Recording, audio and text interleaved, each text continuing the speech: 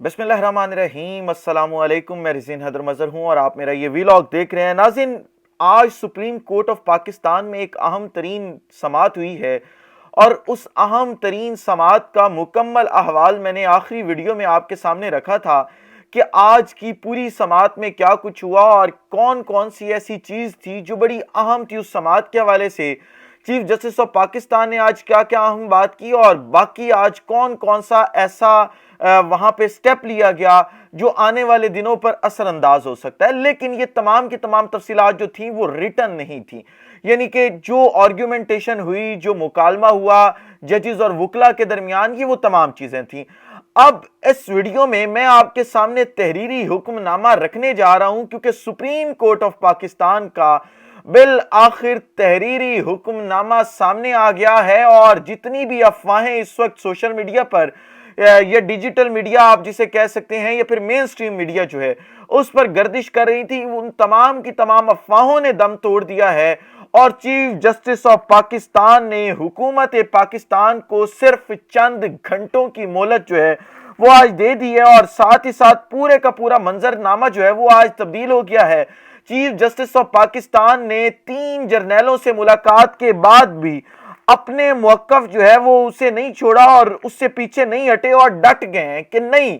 अब सिर्फ इस मुल्क में आइन की जो है वो सुपरमेसी होगी, अब सिर्फ आइन मुकद्दम होगा और तमाम चीजें आइन के ताबे होंगी, चाहे वो जितना ताकतवर शख्स हो या जितना ताकतवर अदारा हो। और फिर आखिर पे आपके साथ खबर शेयर करनी है कि मुज़ाकरात में एक दफा फिर से बड़ी रुकावट जो है वो आ चुकी है। अब ये रुकावट कौन सी बनी है, ये बड़ी अहम तफसीलात हैं और वो रुकावट क्यों खड़ी की जा रही है इसके ऊपर भी जो है वो डिस्कशन करेंगे। लेकिन इन तमाम तफसीलात से पहले दरखास्त करूंगा कि चैनल को सब्सक्राइब करना मत भूलिएगा, बेल आइकन को भी दबा दीजिएगा ताकि मेरी आने वाली तमाम तर वीडियोस आप तक पहुंचती रहें और आपका और मेरा जो ये तस्वीर और आवाज की दुनिया का साथ है ये बरकरार रह सके। नाज़रीन, आज सुप्रीम कोर्ट ऑफ पाकिस्तान ने भी हुकूमत वक्त को एक मोहलत दी थी और वो मोहलत किस चीज की थी? वो मोहलत ये थी कि आपके पास कुछ दिन का वक्त है, क्योंकि आज अटॉर्नी जनरल ऑफ पाकिस्तान ने दरअसल पलटी खाई थी और ये कहा था कि जी हुकूमत मुज़ाकरात कर रही है, कमेटियां बना रही है, आप हमें वक्त दे दें। तो उस पूरे के पूरे मंजरनामे को मद्देनजर रखते हुए आज सुप्रीम कोर्ट ऑफ पाकिस्तान ने अपना तहरीरी हुक्मनामा जारी किया है। अब वो तहरीरी हुक्मनामा क्या है? दरअसल वो तहरीरी हुक्मनामा और मुज़ाकरात का अमल आपस में लिंक्ड है। तहरीरी हुक्मनामा ये आया है कि आपको हम 27 अप्रैल तक का वक्त दे रहे हैं। अब ये वक्त किस चीज का है? ये वक्त है मुज़ाकरात का, कि आपके पास वक्त है 27 अप्रैल तक का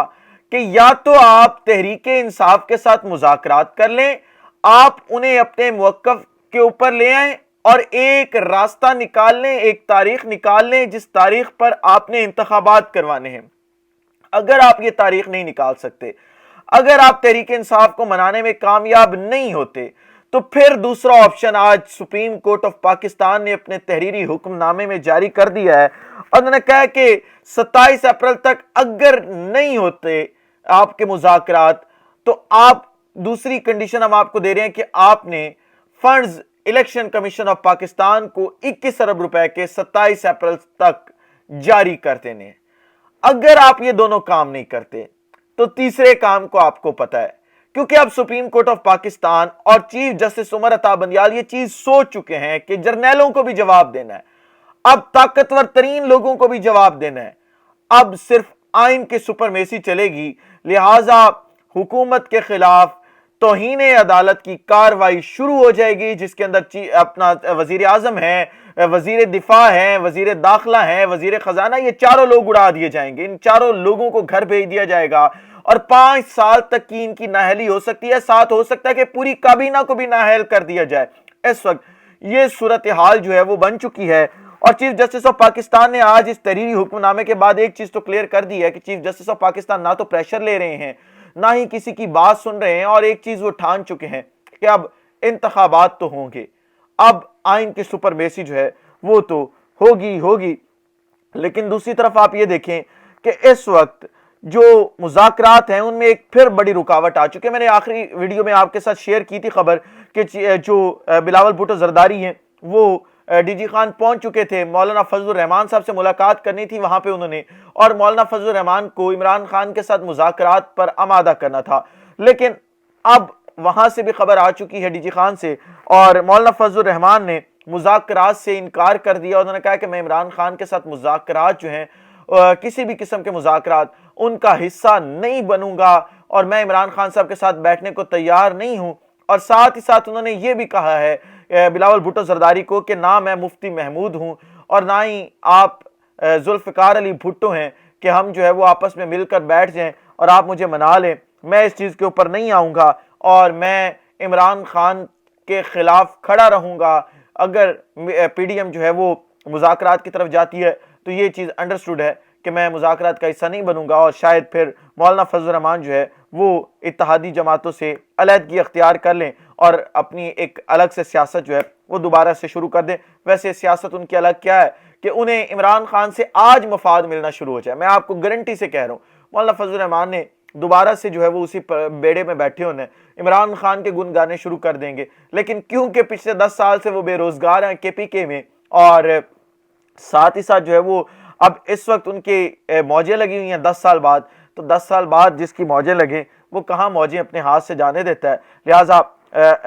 اس وجہ سے جو ہے وہ مذاکرات نہیں کرنا چاہ رہے۔ لیکن جو اندر کی خبر آئی ہے، یہ تو خبر وہ ہے جو آپ انالیسز کر سکتے ہیں یا چیزیں دیکھ سکتے ہیں، لیکن جو سورسز کلیم کر رہے ہیں، سورسز اس سے بالکل اپوزٹ چیز کلیم کر رہے ہیں۔ سورسز یہ کہہ رہے ہیں کہ دراصل معاملہ یہ ہے کہ جو نون لیگ ہے اس کے کچھ ایسے لوگ ہیں جو یہ چاہتے ہیں کہ عمران خان صاحب کے ساتھ مذاکرات نہ ہو، جس میں رانا ثناء اللہ اور مریم نواز جو ہے وہ پیش ہیں۔ حالانکہ شہباز شریف اب یہ چاہتے ہیں کہ مذاکرات ہوں کیونکہ شہباز شریف کی امیج خراب ہو رہی ہے، لیکن مریم نواز اور رانا ثناء اللہ اور یہ تمام لوگ یہ چاہتے ہیں کہ عمران خان صاحب کے ساتھ مذاکرات نہ ہوں، تحریک انصاف کے ساتھ مذاکرات نہ ہوں، کیونکہ مذاکرات ہوئے تو دوبارہ حکومت میں آنا ناممکن ہو جائے گا۔ فی الحال جتنا بھی نقصان ہو رہا ہے وہ تو شہباز شریف کو اٹھانا پڑ رہا ہے نا، شہباز شریف کے کندھوں پہ بوجھ ہے، ہم تو بعد میں صفائیاں دے کے جو ہے وہ کلیئر ہو جائیں گے، لیکن پھنسے گا آخر پہ کون؟ وہ شہباز شریف پھنسے گا۔ لہٰذا ہمیں جو مفادات ملے ہوئے ہیں، ہمیں جو سکون مل رہا ہے اس وقت اس حکومت سے، وہ سکون ہاتھ سے نہ جانے دیا جائے، وہ پروٹوکول، وہ تمام چیزیں، وہ میٹنگز، وہ ایچ اینڈ ایوری تھنگ، وہ چیزیں ہاتھ سے نہ جانے دی جائیں۔ لہٰذا وہ فضل الرحمان کو بھڑکا رہے ہیں کہ آپ انتخابات کی مخالفت کریں، آپ مذاکرات کی مخالفت کریں، اور کسی بھی صورت میں مذاکرات کے لیے ٹیبل پر نہ آئیں، تاکہ عمران خان اور اس وقت جو حکومتی اتحاد ہے اس کے مابین جو ہے وہ کسی بھی قسم کا مذاکرات کا عمل جو ہے وہ آگے نہ شروع ہو سکے۔ دیکھنا یہ ہوگا کہ فیصلہ بھی آ چکا ہے، سیاسی منظرنامہ بھی تبدیل ہو چکا ہے، اور ویسے بھی منظرنامہ ملک کا تبدیل ہو چکا ہے۔ چیف جسٹس آف پاکستان 2 ٹوک اعلان کر چکے ہیں، تحریری حکم نامہ جاری کر چکے ہیں۔ اب کیا آیا مذاکرات ہوں گے یا شہباز شریف کی حکومت گھر جائے گی، اس چیز کو دیکھنا باقی ہے۔ اسی لوگ سے اجازت دیجیے، اپنا خیال رکھیے، اپنے کے لوگوں کا خیال رکھے، وطن عزیز پاکستان کا خیال رکھے۔ اس وطن عزیز پاکستان کو اور آپ تمام لوگوں کا اللہ حامی و ناصر ہو۔ پاکستان زندہ باد۔